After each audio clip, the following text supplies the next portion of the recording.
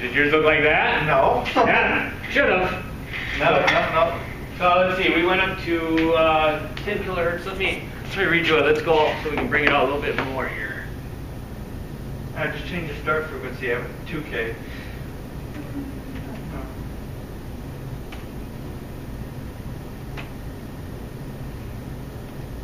No, I had a nice bell curve. Yeah, we can go. We'll start out at. Yeah, we can start at 2K would be good. No, I had a nice bell curve.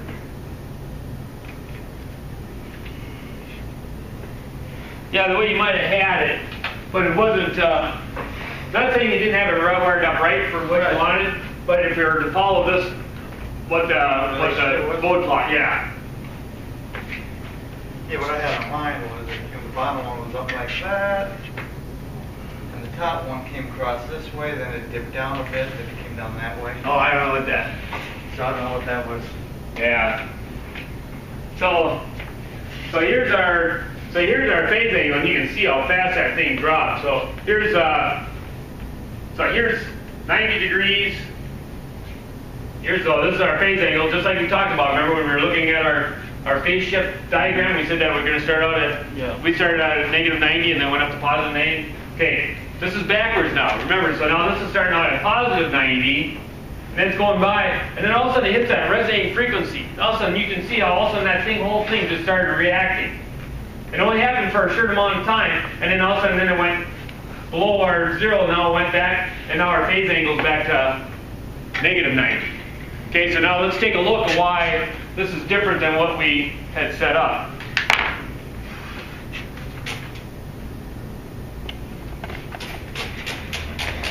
Need to have Brad stay up here the whole time.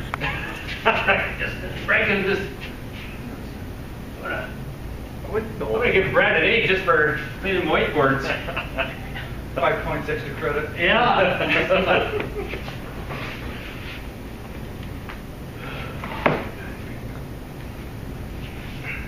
So again, remember that, and just like on our last lab, it all depends on the equipment that you're using and how you're interpreting your thing. So here's our circuit. Let me draw it up the right way here. So you got the inductor and then the capacitor.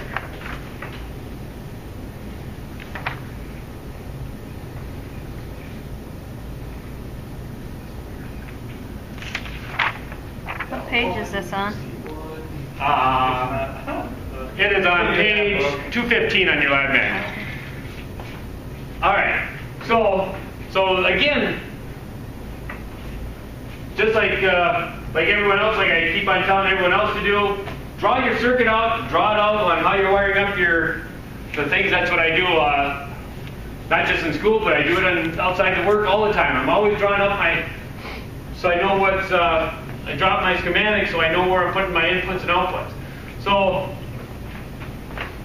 the stimulus channel, they call that the stimulus channel. That's because we're introducing a voltage into our circuit and we're trying to figure out how it's going to react. So our stimulus channel is our voltage source. We're stimulating that circuit, and we're going to find out what happens when I stimulate that circuit. What happens to what kind of response do I get from it? And so my response is my output. So my source is always going to be my stimulus channel, and that's going to be on my plus 0. So my DAC, I'm going to hook this up, and I'm going to hook it up to my 0 plus, or how do they? Yeah, 0 plus 0. Yeah, so they go plus 0. Okay, so that's my analog output. AO. Here, let's use, first of all, let's hook up our source. So this one is going to be always my AO 0, and this is going to be my A ground.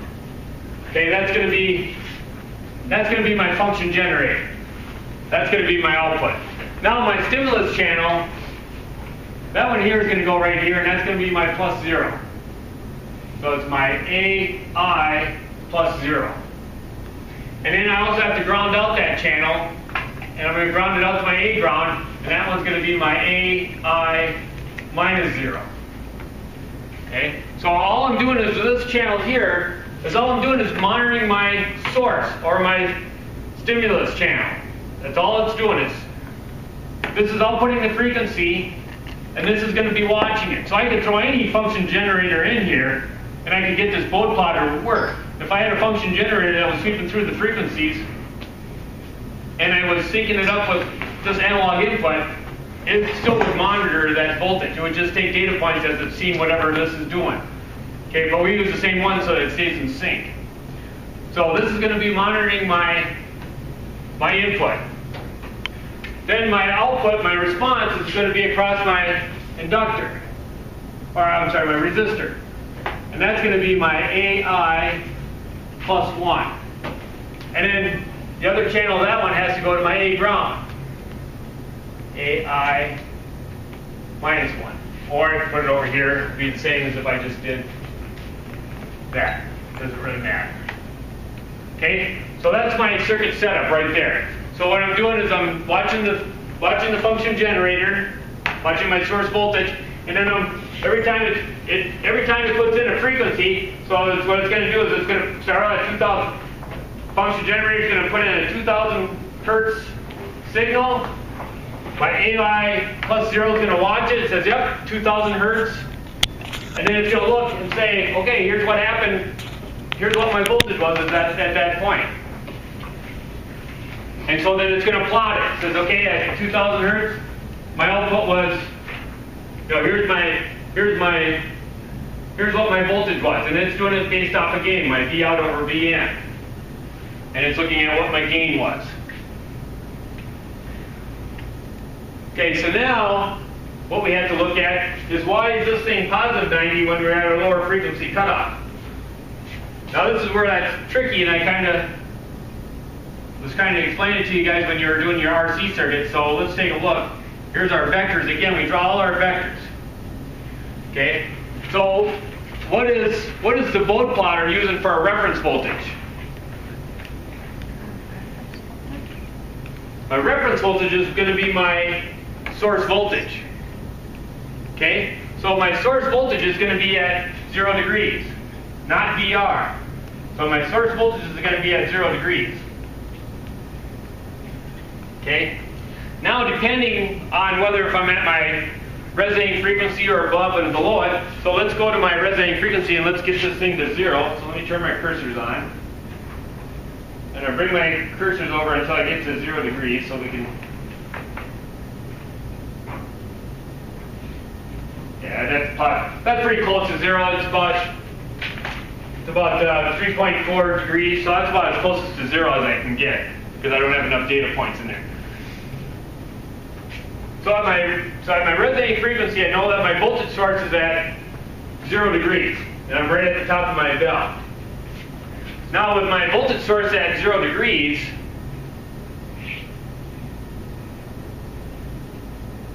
let's see, how do I want to do this? Voltage source at 0 degrees. Maybe that might not be a. Let me go to my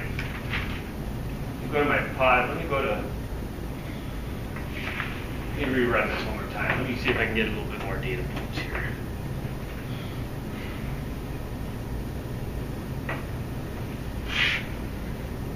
Because at 0 degrees it works out just fine. We don't see it, but we have to be on or above our.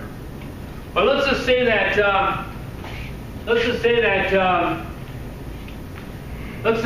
my angle on my bode plotter, and I'm showing it at 45 degrees. Positive 45 degrees. I know that my voltage source is going to be at 0 degrees. So I'm at a positive 45 degrees. Let's see here. This is just as hard to explain as it is to Understand. let me use this board here. It's easy on the RC circuit, but it's a little more difficult because we're swinging both ways on this one. And then Brent just lost 5 points, didn't have the board cleaned up. Worked so hard for those 5 points. Damn. If you're gonna do the job, you gotta do it right. That's right. Alright. So I'm gonna redraw my new vector. This is our Bode plotter vector. I know my stimulus channel has VS, and that's my reference, and that's going to be at 0 degrees. Now I'm at a positive 45 degrees. So positive 45 degrees is going to be right here in relationship to my VS. That's going to be my positive 45 degrees. Okay, and I'm measuring across what?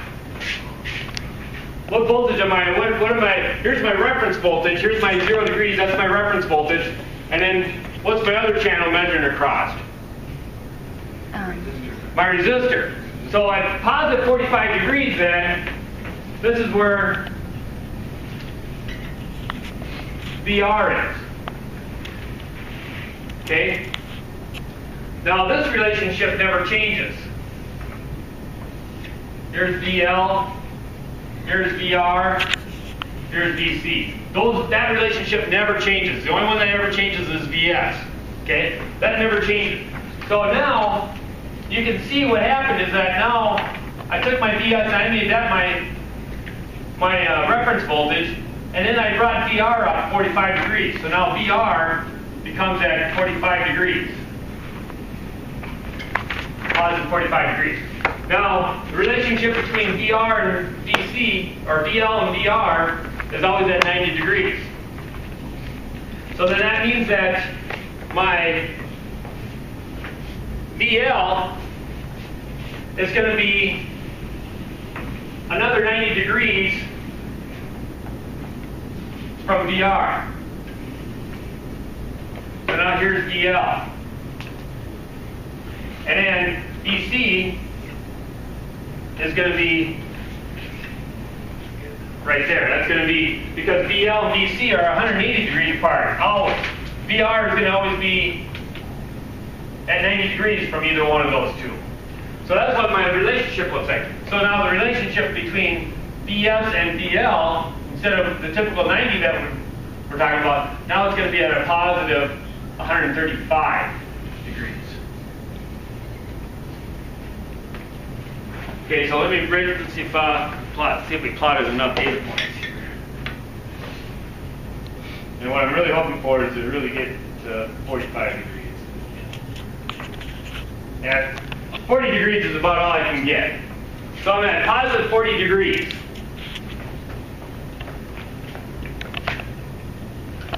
Okay, so ideally we're just going to say that's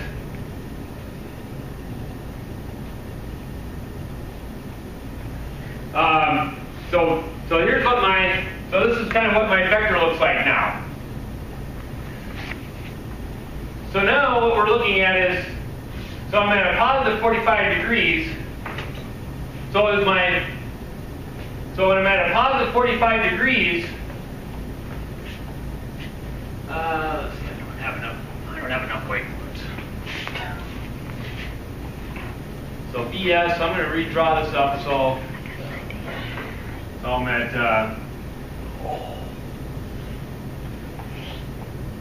ER, positive 45 degrees.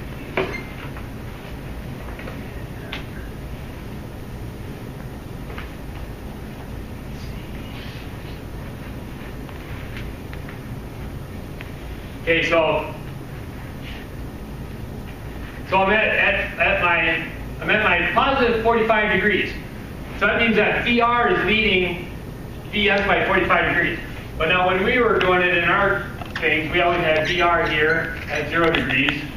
And then VS is somewhere between VL and VC. So what it's saying is that, so the way we're looking at it right now is that we're saying that VS, or VR is leading VR, or VS is, or, I mean, sorry, VR is leading VS by 45 degrees. But how we used to say it was, if I were to take a look at it the way we used to say it, we'd always would say then that VR is our reference voltage. So what is BS doing in relationship to VR? Is it leading or lagging VR? Lagging. It's lagging VR. So it's down here. And it's lagging by 45 degrees. Negative 45 degrees. This is theta. This one here that we're seeing on the screen is phi. Phi. Just the opposite of theta. Okay?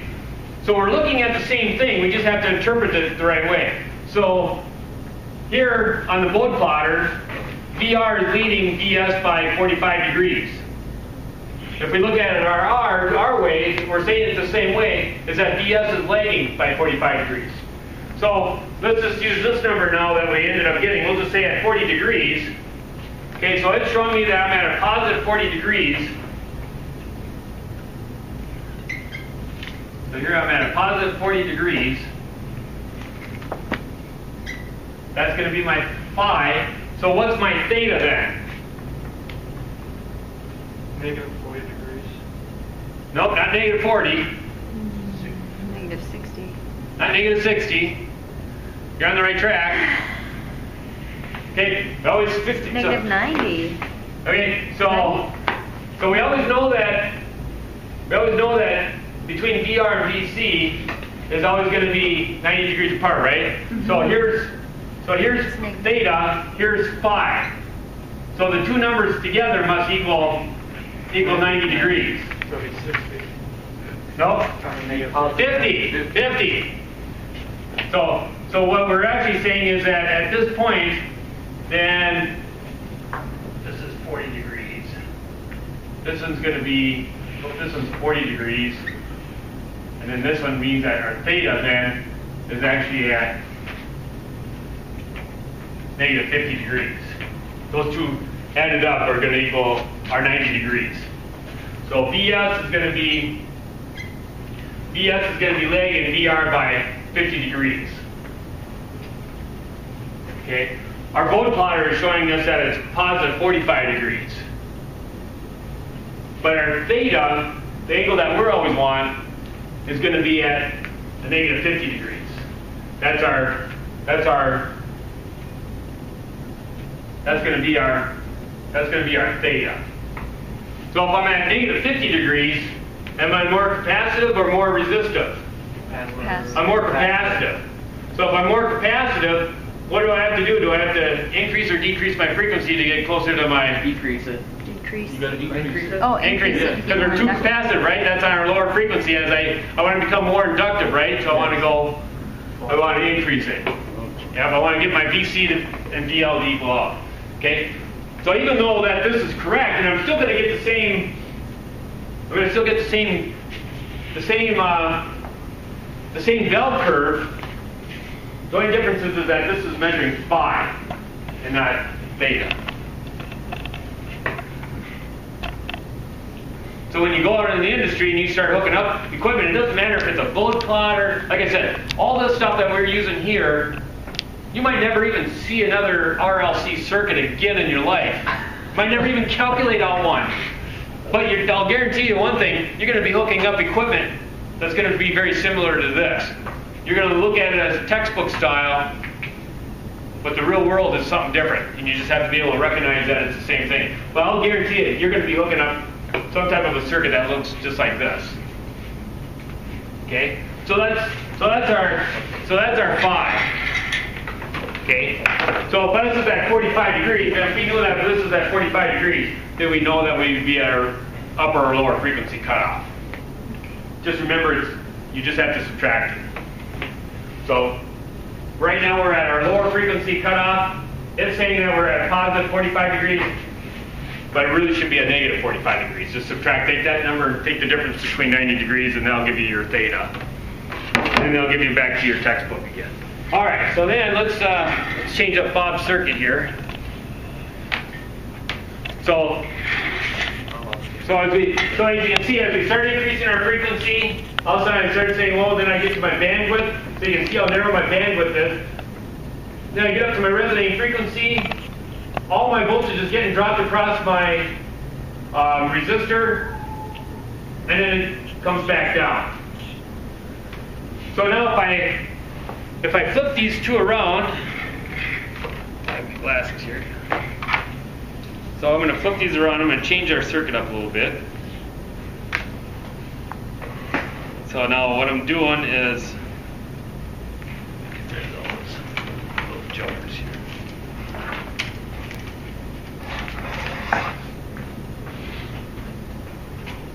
So now I'll make this my A ground.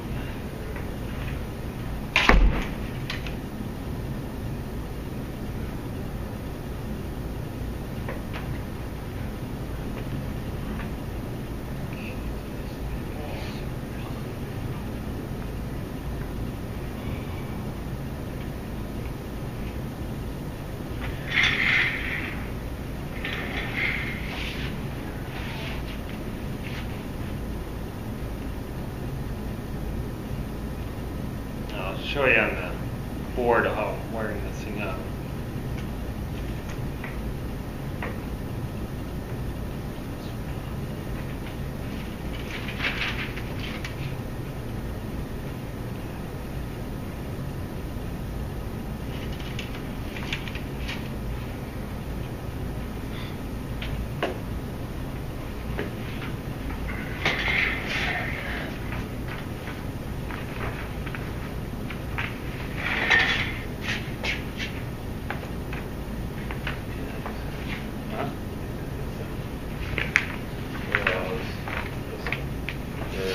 No.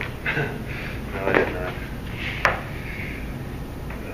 I might have been able to figure it out though. Yeah, maybe. So now that's what I'm measuring across. Now I'm measuring across the inductor and the capacitor. I'm gonna turn it all kind of ugly here. See if we got that right.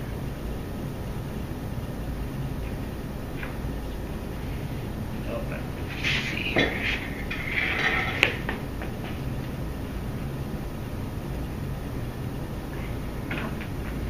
Yeah, I'm gonna have it right here. Oh no, that'd be my, yep, that'd be ground. Wait till you get into digital. What's that? Wait till you get into digital.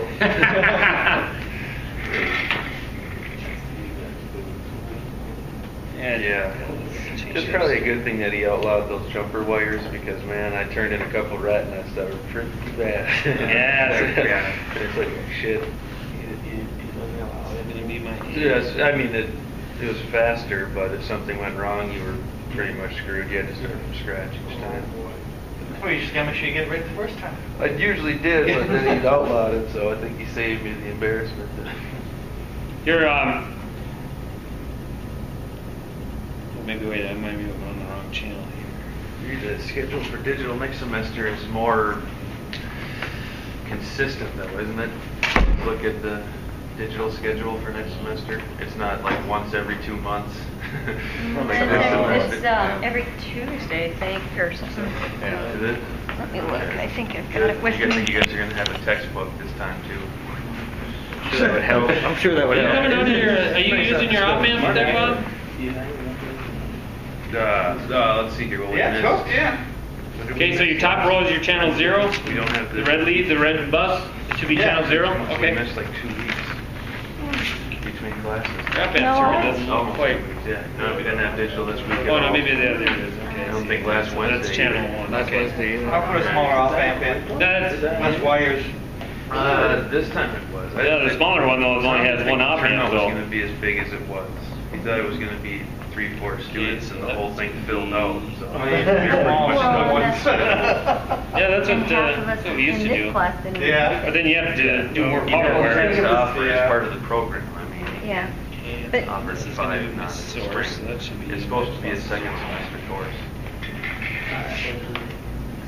When I first came down and met Tom, he gave me the sheet with all the classes on there, and digital was the second semester. ACRYSS The one that they gave me when I registered. Much better. Alright, he likes this one better. They just see, I don't know if they're gonna do that again. Have digital first semester. I don't know if it went that well this time. It didn't go very well. Are we gonna have any study groups on drying up some of these? Bob, What? should we do a study group on drawing up are you talking the worksheets or? Yeah, the worksheet. I don't know. Possible. That'd probably be an afternoon thing, either like Yes, sometime after class. or not, I shouldn't say an afternoon thing, but an after-class thing.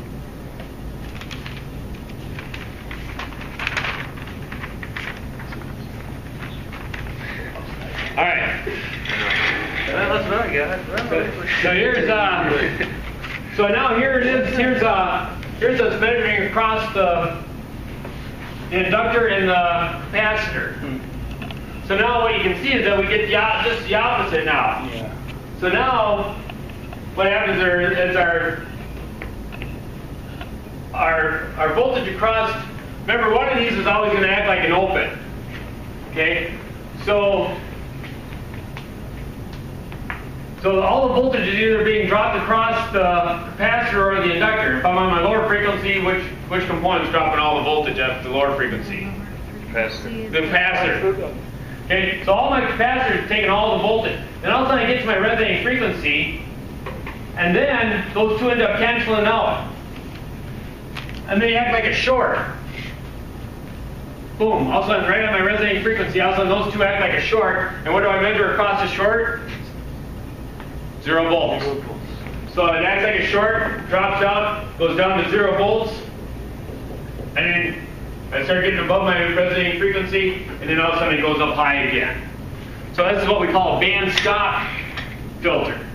So let's just say like all of a sudden you're listening to your radio. Okay, so this is a big thing that we have like on our ham radios and stuff like that. So we'll just use my ham radio for example. Okay, so I'm listening to my ham radio. I'm on a certain frequency, and all of a sudden I get this other noise that I don't want. This other little humming noise or something like that. Okay, and it's interfering with what I'm trying to listen to. Okay, that frequency that is being produced on my ham radio is not the resonating frequency I want. It's just some other frequency that's coming in on my audio signal. And that frequency is going to be a constant tone, and we'll just say, let's say it's at 1,000 kilohertz. So what I can do is I can put a band notch filter in there, or a notch filter in there. And so what I do is if all of a sudden it sees 1,000, if all of a sudden this thing gets to for example, if my function generator gets at 1,000 hertz, we'll say that's what my resonating frequency is. All of a sudden at 1,000 hertz, these two are going to cancel each other out, drop that 1,000 hertz down to 0, and eliminate it from my frequency that I'm listening to. So let's say all the other frequencies, so I might be on, a 5 kilohertz frequency. Also, I get this 1,000 kilohertz signal in there that I don't want. I can go ahead and I can just put in a notch filter, eliminate the 1,000 hertz, drop that down to 0, so I don't hear it anymore. But all the other allowable frequencies are still coming through. All these other frequencies are still coming through. I can still hear those. It's just the 1,000 hertz that is the only thing that I knocked out of my frequency. But I still can listen to my regular radio station. I can just get rid of that noise. And so, just by flipping these two around, at one point I'm using it as a band pass, only allowing certain frequencies to come through. I flip my two components around, my inductor and my capacitor around with my resistor, flip those two around. Now all of a sudden I become a notch filter, and I can reject a certain signal and allow all of my other signals to go through. So all these other signals, these are all happening all at the same time. All these radio frequencies are all coming in at the same time, and all we have to do is separate it out is depending on what type of filter we have. And that's called our notch filter. And our notch filter is just the opposite of what our band pass is, and we can reject certain signals and allow all the other frequencies to come through. So I might have to have, I might have a band pass filter, and also on top of my band pass filter, I also might have a notch filter also on top of it. So I can be very selective on my frequencies, and I can reject and turn off. So that's a notch filter. I'm rejecting a particular signal. The band pass is I'm only allowing a certain signal. Yeah. Let's see. Those gains are kind of tough. But gains are another thing too. You know, you remember on each one of those, on our band pass, we're going to get a gain of 0. You know, because VR is equal to VS. But on my, so that's something that you should kind of know too.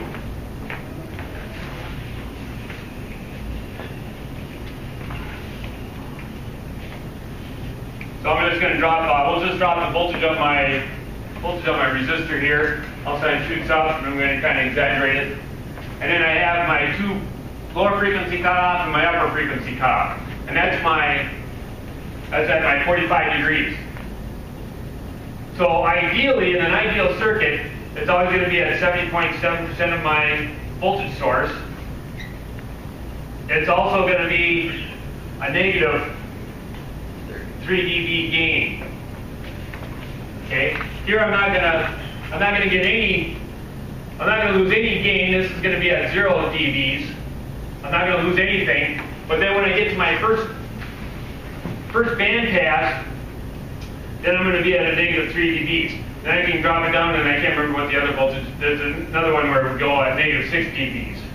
And I think they might talk about it in the lab book. I can't remember. But the big one is our 3 dBs. At 3 dBs. That's where we're going to be at our upper and lower frequency cutoff. Both of those are going to happen. It's going to be 70.7% of our voltage source, and it's going to have a negative 3 dB gain, and it's either going to happen at a positive 45 degrees or a negative 45 degrees. And those are just some things that we should always know that when we're at our upper and lower frequency cutoffs that we're at.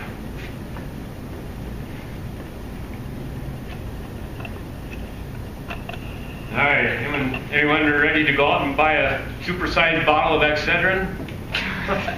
Got it. Got it? Yeah. Here somewhere. Yeah, I always have my little, yeah. Let me go out to my car and get a bottle. Get a bottle. Yeah, you get to, oh. So if you understand that for RC circuits, then it's the same thing for parallel circuits. The only difference is that it's current, not voltage. So either I confused you more or it helped you out a little bit more. It's a lot to it, though. I mean, it's like I said, I could talk all week long on this subject. I could have lecture for 5 days a week. It's all practice. Yeah. But yeah. So when you're doing your labs, these are the things that you should be figuring out. Exactly how am I hooking that up? And there's no way that in your head that you're going to be able to figure out how the Bode plotter is acting unless you drew it up. You have to draw this stuff up. You have to get that visual picture in your head. And you got to know that textbook style VR is at 0 degrees, and the relationship between VR and DS is theta. You know, that's my theta. So if all of a sudden I look it up to my Bode plotter, now I make DS in relationship to VR, now it becomes phi. It's just take that difference between that angle and 90 degrees, and you'll get your theta. But it's just getting shifted up. And it's in the textbook too. If you look on what page is that on?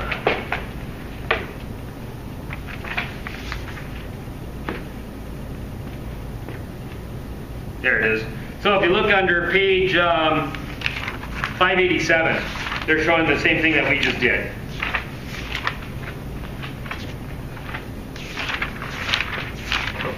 Yep. The only problem is that they're still showing that. Let's see, I think with that. Yeah, so they're showing it as a. So they're showing it as a. You can get. I don't know if you're on page 587. You see that the thing that we just kind of did here. You know, they're showing it as 25 degrees. They're not putting any polarity into it, but you know that's really a negative.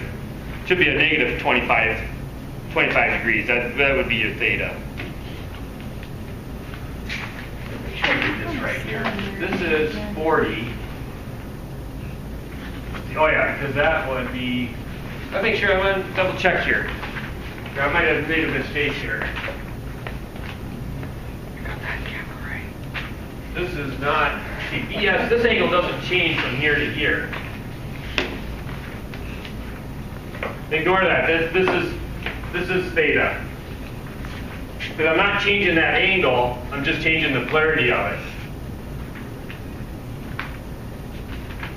So if I'm at, because here's the relationship between VR and VS doesn't change, even if I brought VR down to 0 degrees. So if I did this, the angle's still the same, now it just becomes negative. I screwed that up. Instead So it of should have been 5. 40 degrees. This should have been 40, it should have been a negative 40 degrees, you just have to change the sign. Yeah. Why I got confused was, because I was relating it to that RC circuit. Here's why I got confused. Because we did it across the resistor, but remember in chapter 10, our circuit looked like this.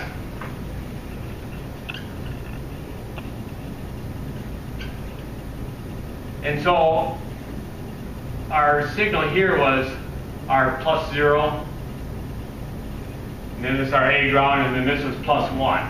Okay, so our +1 was the relationship between VS and V. That was the relationship between VS and VC. That was theta. That's where I got confused. So in the RC circuit, remember we were measuring across the capacitor. So that was our responses to our capacitor. So it was a relationship between our voltage source and our capacitor. So our voltage source and our capacitor, that would be phi. That's where I screwed up because of chapter 10. But since we went ahead on this circuit here, we did it across the resistor. That is the relationship between VR and VS, which is theta. But in chapter 10, it was the relationship between VS and VC. That's where we had to take the difference between 90 degrees. That make sense? All right, bull crap. Yeah, sure. Still feel bad for even more. Yeah. But it's Read the book. But yeah,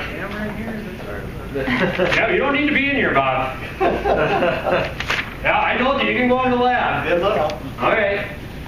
So yeah, so the relationship, yeah, so so when I did that, I was looking at chapter 10. Chapter 10, we were measuring across the capacitor, and so we had our voltage source here, and then our voltage across our capacitor. That's phi.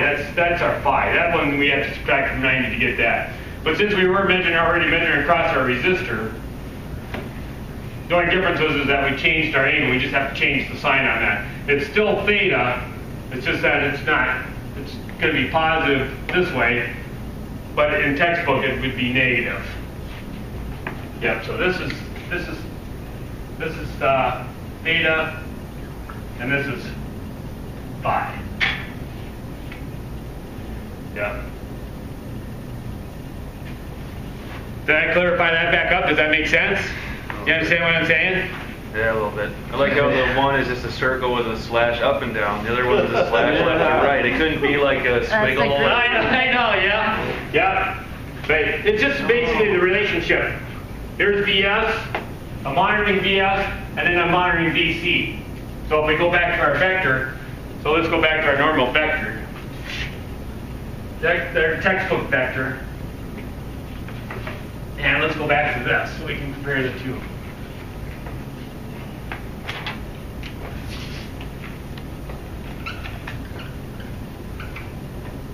Whoa. It's going to be a little shaky on him, by the way. Okay, so here's chapter 10. And I even said that I hated chapter 10 because I hated when they did that. Also, we go through all of, maybe it was even chapter 10. But they went through all that through the whole textbook, having VR as being our reference voltage, and then all of a sudden they change it all up and make it VC. So on this one here, since we're measuring it doesn't really matter, our phase angle is still the same, we're going to just keep it. So on this one here, in our textbook style, VR is at 0 degrees. This is still VC and VL. So since we're measuring our voltage across our resistor, we'll just say that's my reference voltage, and then my VS is going to be somewhere here. It's going to be between So let's just say, we'll just say that we're more inductive at that point. Or let's do it, let's keep it the same. Let's say we're more capacitive and we're at negative 45 degrees.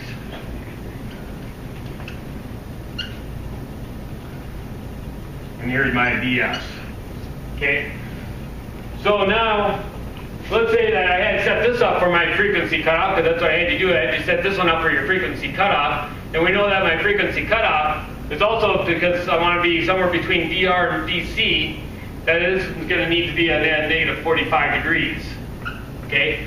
So when I was hooking it up to my DAC, they used the voltage source at 0 degrees. I won't redraw the whole thing up. And then VC as the resultant. And so within that relationship,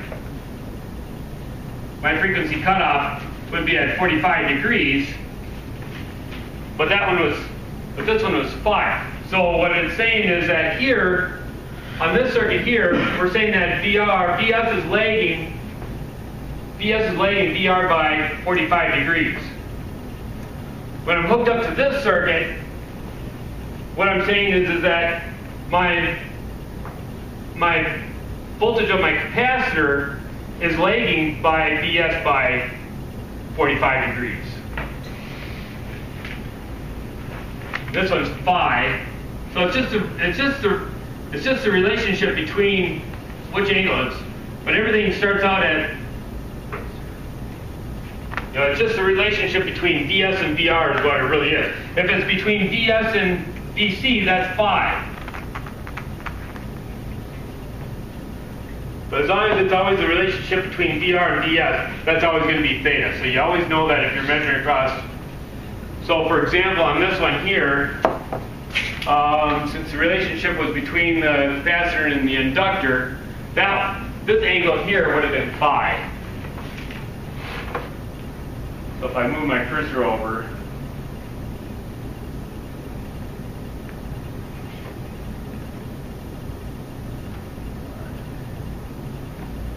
since on this one here, when I did it as a notch filter, this angle, since it's the relationship between VS and my reactive components, that's going to be 5, because we're not relating it to VR at all.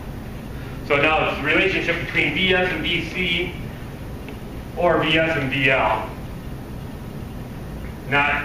VR had no play in it at all. We weren't watching VR at all. So at that point, then we know that we couldn't have calculated out VR theta. But we could always take it from 90 and get theta. So it always has to be in the relationship to VS and VR. This theta, anything else is fine. So the relationship of VS versus VR, that's equal to theta. Any relationship between those two, that's theta. If you're more capacitive, then you know you're negative 45. If you're more positive, at positive 45 degrees, then you know that you're more inductive. Oh, sorry. It's by 2. It's time to end this class. Don't monkey around. Gotta go.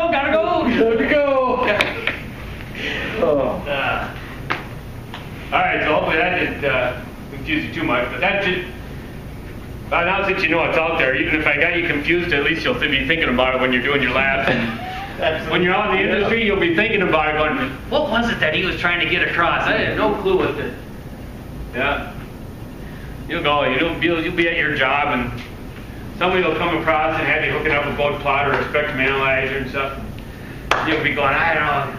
He talked about it, but I don't know. I think our instructor was doing some serious drugs or something like that. I think I should call him up. I think he drank a lot. I think he drank a lot. Oh, yeah. I think I should call him up. Yeah. It's your fault I'm not getting this.